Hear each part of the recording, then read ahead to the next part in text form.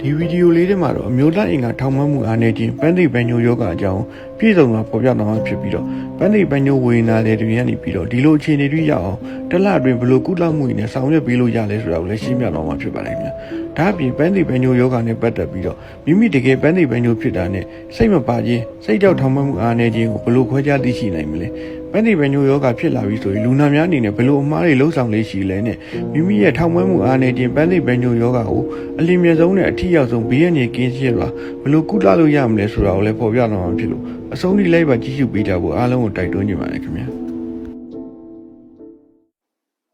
အားလုံးပဲမင်္ဂလာပါကျွန်တော်တို့ Double Blind Aesthetic and Wellness Clinic မှာမျိုးသားကျန်းမာရေးဆရာဝန်ဒေါက်တာကောင်းလွန်မျိုးဖြစ်ပါတယ်ခင်ဗျာဒီနေ့မှာတော့ပေါ့နော်ဒီအမျိုးသားတွေကြားမှာဖြစ်လေ့ဖြစ်တာရှိတယ်ပေါ့နော်အမျိုးသားအိမ်ကထောက်မှတ်မှုအားနည်းခြင်းပန်းသိပန်းညိုယောဂအကြောင်းဒီနေ့မှာရှင်းပြသွားမှာဖြစ်ပါတယ်ခင်ဗျာ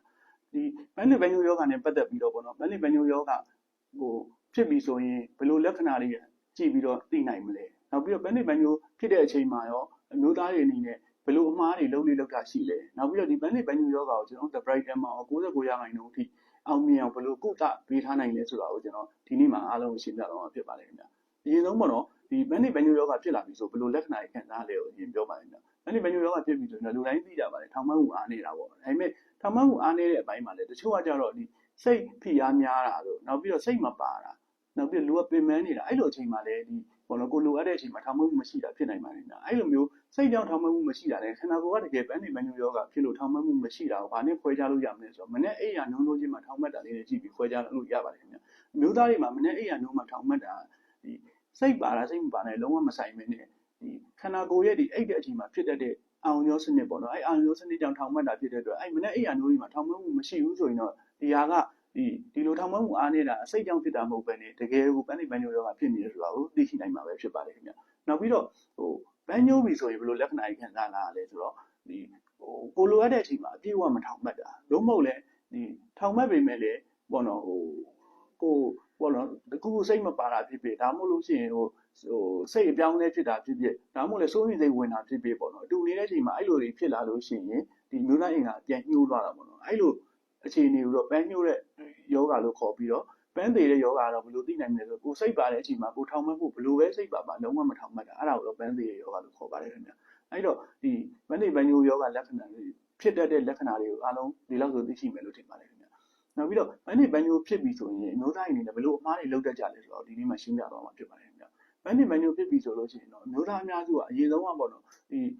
ီတစ်ခါလုံးစိတ်တွေသုံးကြတယ်ပေါ့နော်ဒီတစ်ခါလုံးစိတ်တွေကကြတော့ဒီအမျိုးသားအင်္ဂါကိုရုပ်တရက်ခဏထောင်မှတ်ရုံလေးပဲလုပ်ပေးတာဖြစ်ပြီးတော့နောက်ကြရင်ဒီယောဂကိုပိုဆိုးသွားစေတာဖြစ်ပါတယ်ခင်ဗျာယောဂကိုသေချာကုတာမဟုတ်ဘဲနဲ့ဒီဆေးနဲ့ရုပ်တရက်ထောင်မှတ်အောင်လုပ်တာဖြစ်တဲ့အပြင်ဒီဆေးတွေမှာလည်းဘေးထွက်ဆိုးကျိုးတွေအများကြီးရှိတဲ့အတွက်ဒီလိုတစ်ခါလုံးဆေးတွေနဲ့နေတင်ကထောင်မှတ်အောင်လွယ်ကူလုပ်ဆောင်တာကိုလည်းရှောင်ရှားသင့်ပါတယ်ခင်ဗျာနောက်တစ်ခုကတော့ဒီအမျိုးသားတွေအနေနဲ့ပေါ့နော်ဒီအမျိုးသား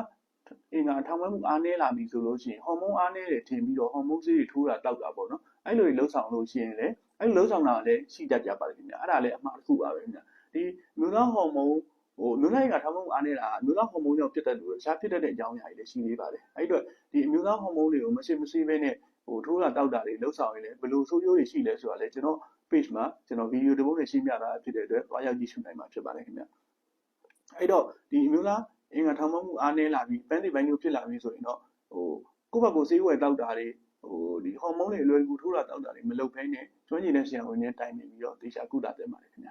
အားလုံးကျေးဇူးတင်ပါတယ်ပန်းသိပန်းညိုယောဂဝေဒနာတွေရနေပြီးတော့တလအတွင်းမှာဒီလိုအခြေအနေတတိရအောင်ဘယ်လိုကုသမှုနဲ့ဆောင်ရွက်ပေးလို့ရလဲဆိုတာကိုတော့နောက်ဗီဒီယိုလေးတွေမှာဖော်ပြသွားမှာမဟုတ်လို့စောင့်မျှော်ကြည့်ရှုကြဖို့အားလုံးကိုတိုက်တွန်းနေပါတယ်ခင်ဗျာအဆုံးထိလိုက်ပါကြည့်ရှုပေးကြတဲ့တယောက်ချင်းတိုင်းကိုကျေးဇူးထူးပဲတင်ရှိပါတယ်